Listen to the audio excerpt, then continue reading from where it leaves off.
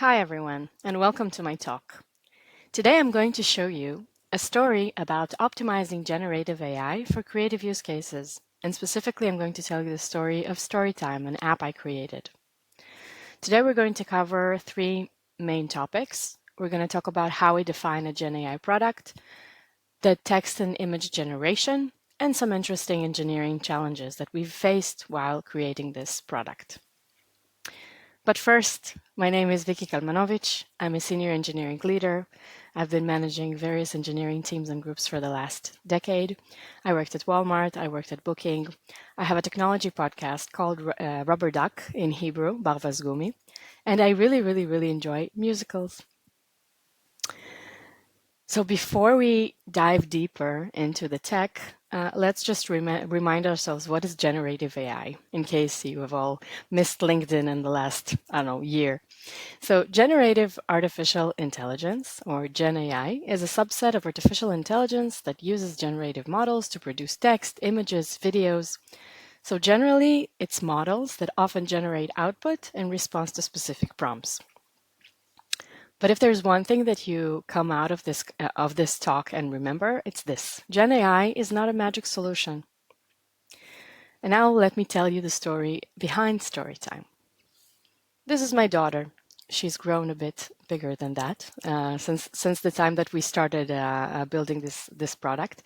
And my daughter really loves books. And whenever we read one book, she immediately wants another one and another one and another one.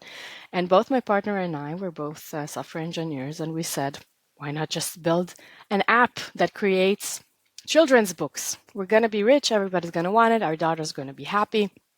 And so we got to work. What did we do? So we first started with generating text for a children's book. We started with a small conceptual testing with ChatGPT. We asked it to generate a story about a young girl named Lily who embarks on an adventure to New York in order to become a musical star. You see how all the attributes of my life are combined in that one prompt. And this is the output that we got. It's not exactly what we wanted, but why? The main problem that we saw here was that it was too elaborate. It doesn't really fit the format of a children's books. Like the first chapter says, Lily packed her most precious items, her sparkly red shoes, her lucky notebook filled with songs, and her favorite stuffed bunny, Hops, for courage.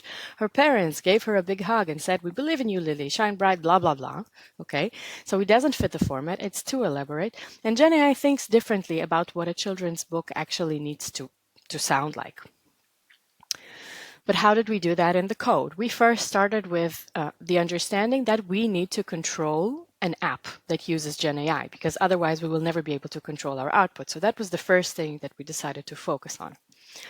So we created a very basic settings, a very basic script.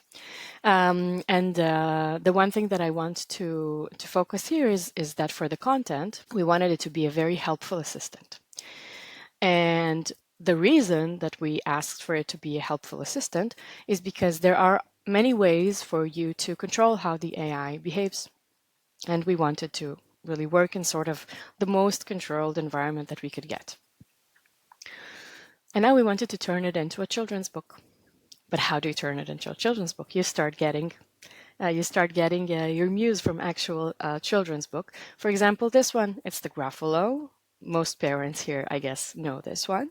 And it sounds a bit different than the story that was generated first. It sounds, but who is this creature with terrible claws and terrible teeth in his terrible jaws? He has knobbly knees and turned out toes and a poisonous wart at the end of his nose. His eyes are orange, his tongue is black, he has purple prickles all over his back. Oh, help! Oh, no! It's a Gruffalo! So the sound is a bit different, right? It makes you want to read more. It makes you want to sing together with it. And so we decided to start to add specifications to how we're going to write a children's book. And we were very specific with the theme and the language and the target age range and even the maximum pages and the sentences per page. And then the output, looks a little bit more close to what a children's book is going to look like. So page 1 is Lily loved to sing happy songs every day. Her dream was to sing in the big city, New York. Page 2, one morning, Lily picked her shiny red shoes. Let's go, mommy, she said with a giggle, and so on and so forth. And the next step that we wanted to take was actually to structure our output, because we already started thinking about the fact that we want to modify each page separately. And unless we have a structured output, it's going to be very difficult to really control each page separately. So we added to the prompts, like we previously saw, the theme, the language, and so on and so forth. And then later on, we asked it to create everything in an XML format, just so we could really control it page by page.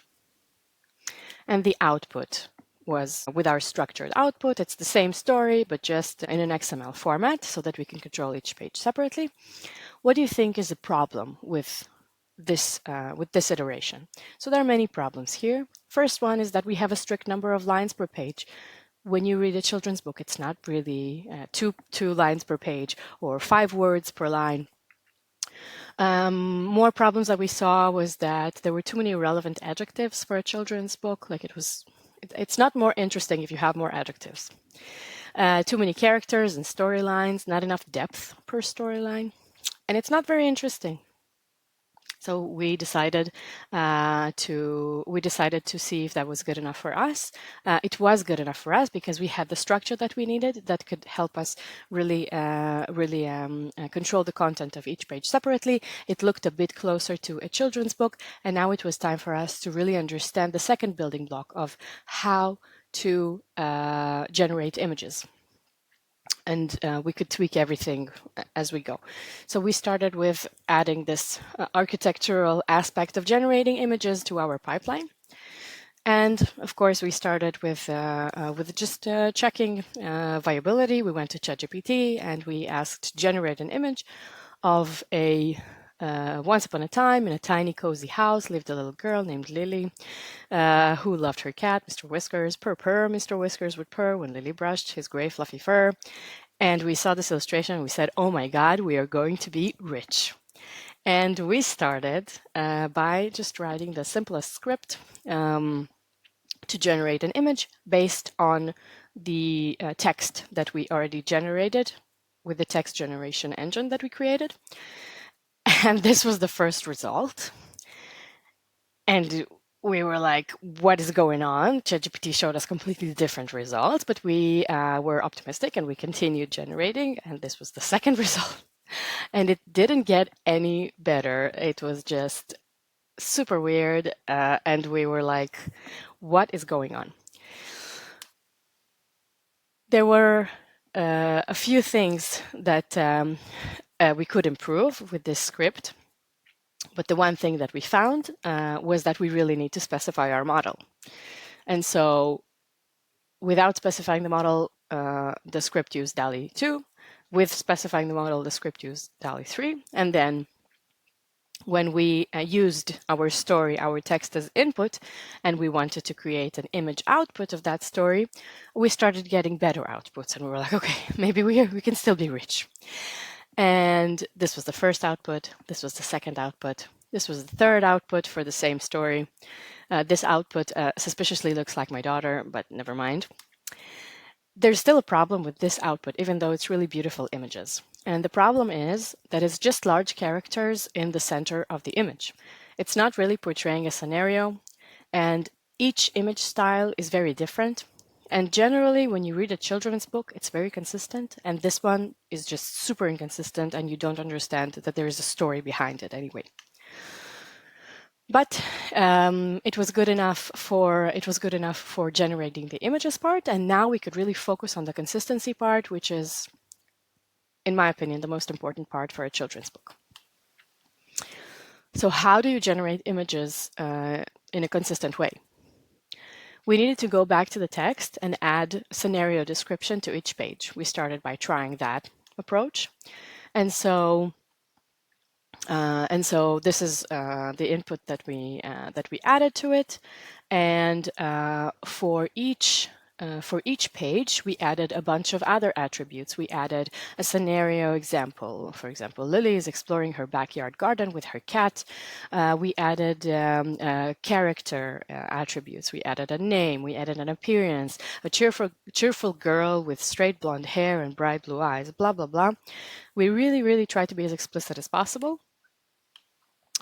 And then we changed the story. So you'll see that now we have a Timmy, and he also has a lot of attributes, a name, an appearance, clothing, blah, blah, blah.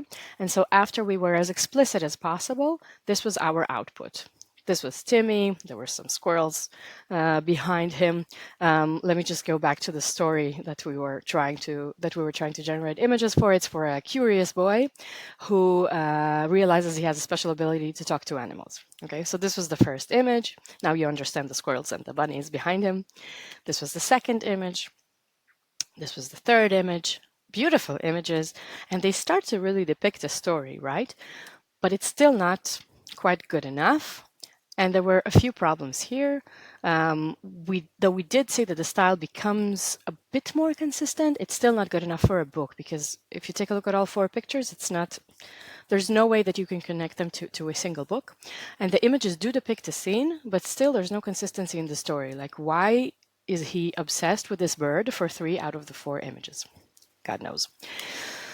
And so we wanted to put an effort into the style consistency first, because we thought that would be the easy part before we go into the story consistency. And so for the style, we really tried to be as explicit as possible. We try to really add as many adjectives as possible. A whimsical and heartwarming illustration with soft golden lighting, vibrant colors, and a painterly storybook-like style, blah, blah, blah. And this was the first result we got. This was the second result we got. And this was the third result we got for the same prompt. So it's not good enough. So even after we fine-tuned the style, it seemed like it was from 3 different books. And there's actually no guarantee we would ever reach a single style if we would just try to add more and more words to a prompt. But it's good enough for now. Let's recap what we did. So first part of the recap is that let's keep in mind GenAI is not a magic solution. Has everybody understood that so far? I guess you did. But what do we have so far? So we started with a script. We wanted our GenAI to be a helpful assistant. We wanted to be explicit about the model for generating the images, and we wanted to have an output, a structured output that would help us with each page separately. We try to be as explicit as possible about the characters, about the scene setting, about the style. And then we told ourselves, like, why are we working so hard? Maybe we'll just make DALL-E responsible for the consistency in the images.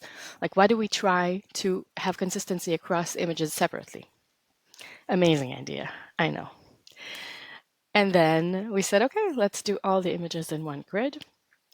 And our prompt now said generate a grid of illustrations for a children's book with exactly X pages, with exactly X illustrations. And we're going to use the XML format for the structured output. And that's it, blah, blah. And this was the, excuse me, and this was the story. This was the text that we generated. That would be the input for the image generation for the grid that we wanted to generate. And our output was that we have reached our limit of messages per 24 hours. So we have reached our token limitation.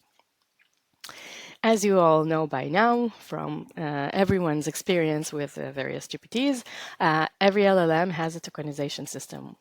So whatever you write and whatever you receive costs you tokens. So if your prompts are very long and the output that you get, the responses that you get are very long, then that's all tokens that you're paying. So all of these attempts and all of these tries that we had, they were costing us tokens until we have really reached our cap. And so what we saw could have been a problem is that we added here the story XML, and the story XML was a relatively long XML of a story. And then what we wanted to do was to really sort of control our input at least, and optimize our input. And we used just one of the many tools that you have online. It's a free tool that helps you understand how many tokens you're using for a specific input. And our new prompt, now that we had token limitation on our mind, was not the XML that was full of a lot of attributes per page. We just decided to have one input that was split into panels according to like the panels that we wanted to see on the grid. And it had a lot less text than in the original XML. And we also cleaned whatever we could clean out of it, like spaces, redundant spaces and redundant letters and all of those, just to clean everything out. And our output was a grid that already started looking a lot more like a children's book, right? And this was already very promising. And the next grid also looked very, very promising, apart from the fact that there is a very small elephant here. But it looked like a children's book. And this one, we were really on top of the world with this grid, and we said, oh my God, it's going to be the best app in the world. And there's still a few problems here. The first one being that if you want this at scale, then you really need to keep in mind that there is a token limit. And even if you don't want this at scale, there is a token limit. And in order to create a grid, we need to have a limited amount of images. If I want to have a children's book of like 20 pages, then it's starting to become a bit more complicated. But it's good enough. And the next thing that we started thinking about was what is going to be our next steps. And the next steps that we wanted to take here, this is where we stopped developing this app, by the way, because the next step for us was to build a consistency to the story. We really needed to have a clear way of understanding that the story makes sense, especially if you want to do this kind of a product at scale. And how do you actually make it interesting, whether at scale or not? Like, even for one story, how do I know that it's interesting?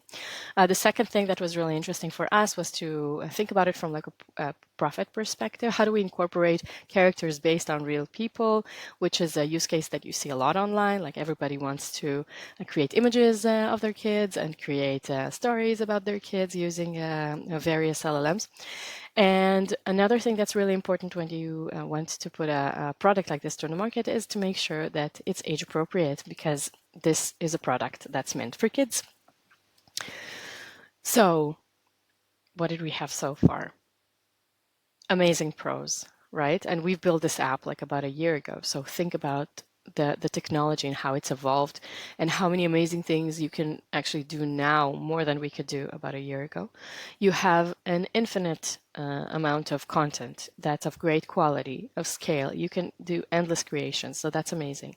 It's really easy. It's easy to use it. It's easy to code. It's easy to ramp up. Everything is really, really easy. The ramp up is actually very, very fast. And the delivery, you can really have outputs and deliverables very, very, very fast. And there's a variety of tools with different levels of expertise and complexity that I'm sure you had experience with at least one.